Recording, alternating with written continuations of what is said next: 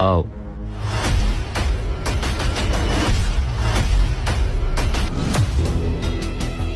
እናቴ በስቷል ተርጋሚ ገጋሚ ሰብሳቢ በታኛ ሚስን ሰጪ ሸትን ደምዳሚ ዱርዬ ብለው አስወሪ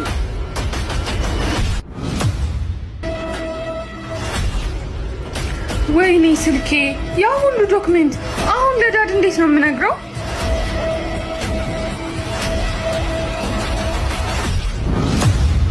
በጣም ጥሩ እቃው የት አለ እንዴ?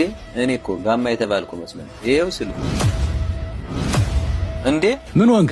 ይህች እኮ የባለስልጣን ልጅ ናት። ስልጣን ያለው ከእግዚአብሔር ነው ማለትማ የሰው ልጅ ስልጣን የለውም። በቃ አለቀልን። ሰፈራችን ተከበበ።